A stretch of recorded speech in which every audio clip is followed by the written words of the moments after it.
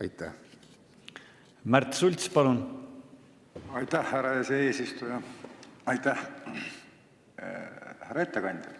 Tahtsin küsida täitsa teemast välja küsimuse. Kas te täna konverentsikeskusel käisite presentatsioonil ja te saite definitsiooni osaline tööhõive kaotamine?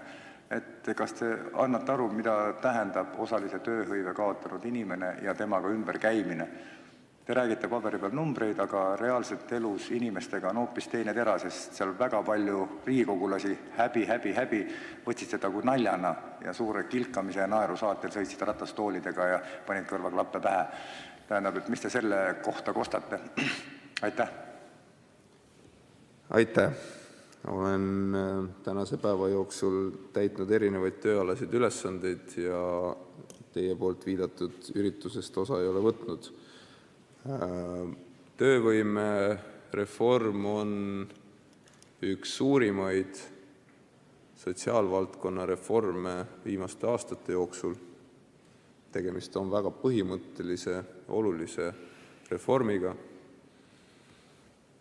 Kui ühelt poolt loomulikult reformiga, mille eesmärk on riigipoolsete sotsiaalsete kulutuste optimeerimine, aga mis minu hinnangul on veelgi olulisem, on sisuliselt inimeste, osalise töövõimega inimeste tööle aitamine, et inimesed, kellel on kas puuded või muu takistus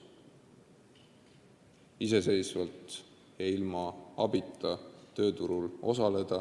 Ma arvan, et ei ole mõistlik, et me nende inimestele ütleme, et maksame teile natukene raha peale ja tehke siis, mis tahate. Need inimesed tegelikult ootavad ka sotsiaalses mõttes seda, et nad oleksid täisväärtuslikud ühiskonnaliikmed.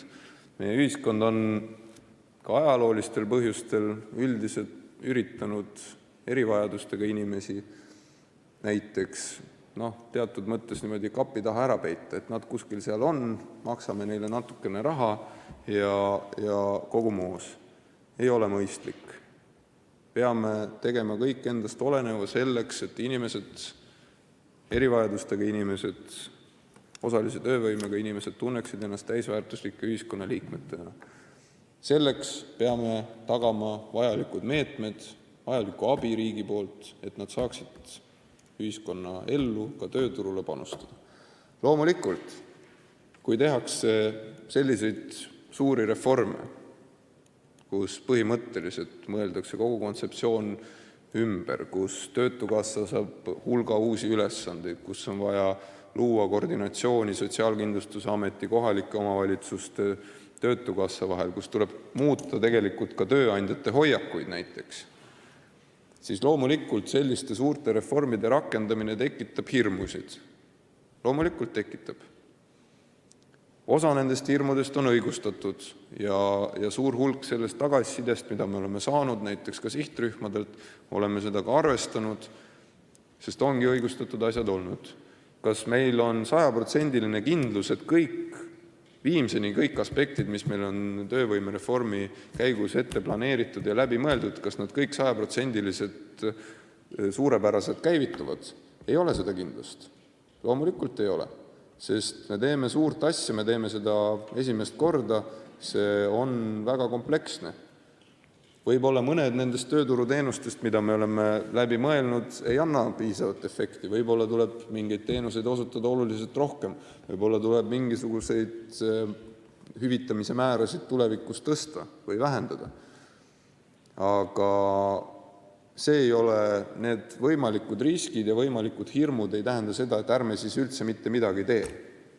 See tähendab seda, et püüame maksimaalselt hästi oma tänaste teadmiste pealt koguda võimalikku informatsiooni kokku, luua võimalikult hea süsteemi ja siis kõik koos seda edukalt rakendama asuda.